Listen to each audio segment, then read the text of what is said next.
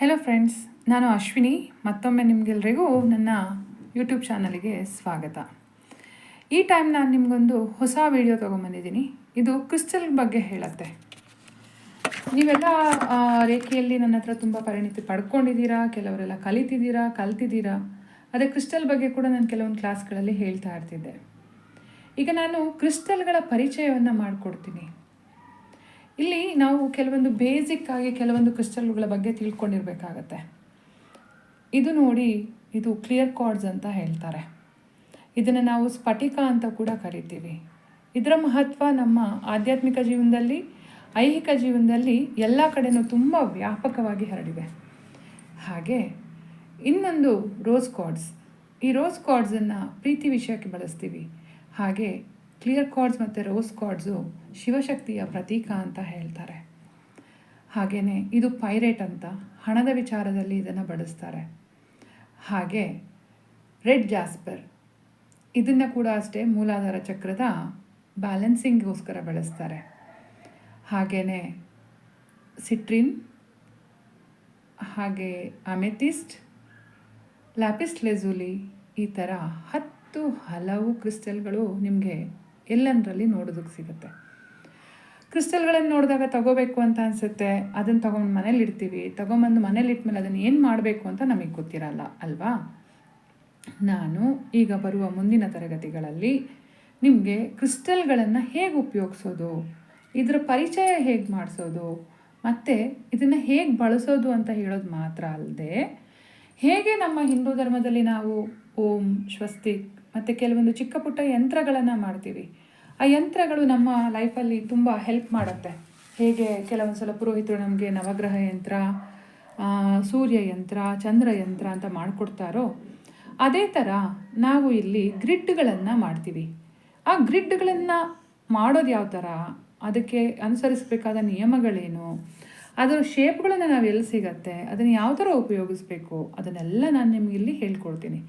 Crystal grid ಅಂದ್ರೇನು, crystal grid ರಚನೆ ಮಾಡೋದು ಹೇಗೆ, ಅದನ್ನು ಬಳಸೋದು ಹೇಗೆ, ಅದನ್ನು ಎನರ್ಜೈಸ್ ಮಾಡೋದು ಹೇಗೆ, ಇದರ ಉದ್ದೇಶ ಏನು, ಮತ್ತು ಉತ್ತಮ ಕ್ರಿಸ್ಟಲ್ಗಳನ್ನು ಮತ್ತು ಉತ್ತಮ ಗ್ರಿಡ್ಗಳನ್ನು ಆಯ್ಕೆ ಮಾಡೋದು ಹೇಗೆ, ಇದರಲ್ಲಿ ಯಾವ್ಯಾವ ಥರ ಗ್ರಿಡ್ಗಳನ್ನು ಮಾಡ್ಬೋದು.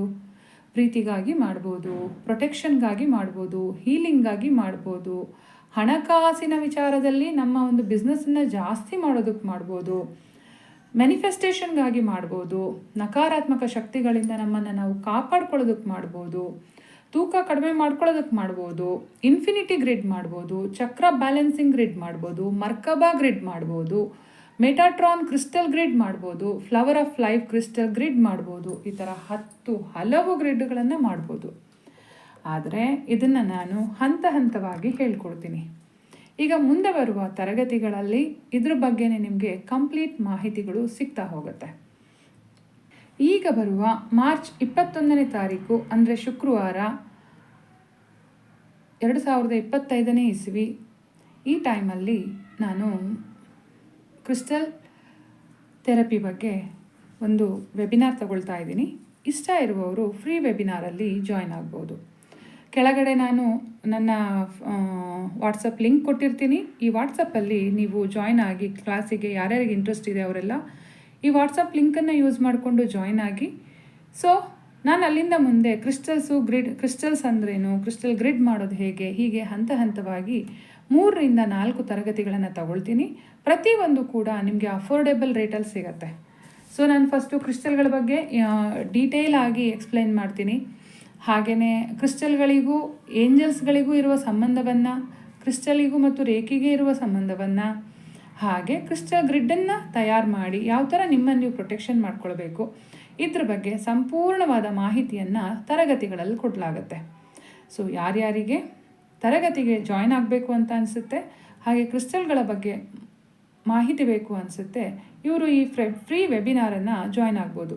ವೆಬಿನಾರಲ್ಲಿ ಕೂಡ ಅಷ್ಟೇ ನಾನು ಕೆಲವು ಕ್ರಿಸ್ಟಲ್ಗಳ ಬಗ್ಗೆ ಹೇಳ್ತೀನಿ ಮತ್ತು ನಿಮಗೆ ಕ್ಲಾಸಿಗೆ ಸೇರೋದಕ್ಕೆ ಎಷ್ಟು ಒಂದು ಮೊತ್ತವನ್ನು ಕೊಟ್ಟು ನೀವು ತರಗತಿಗೆ ಜಾಯ್ನ್ ಆಗಬೇಕು ಅನ್ನೋದನ್ನು ಕೂಡ ನಾನಿಲ್ಲಿ ಹೇಳ್ತೀನಿ. ಸೊ ಇಂಟ್ರೆಸ್ಟಿಂಗ್ ಇರುವವರು ಕೆಳಗಿನ ನಿಮ್ಮ ಒಂದು ವಾಟ್ಸಪ್ ಗ್ರೂಪನ್ನು ಜಾಯ್ನ್ ಆಗೋದು, ಹಾಗೆ ಒಂದು ಅಲ್ಲಿ ಅಪ್ಲಿಕೇಶನನ್ನು ಕೊಟ್ಟಿರ್ತೀನಿ, ಅದರಲ್ಲಿ ನಿಮ್ಮ ಡೀಟೇಲ್ಸನ್ನು ತುಂಬಿ ನನಗೆ ಕಳಿಸ್ಕೊಡಿ.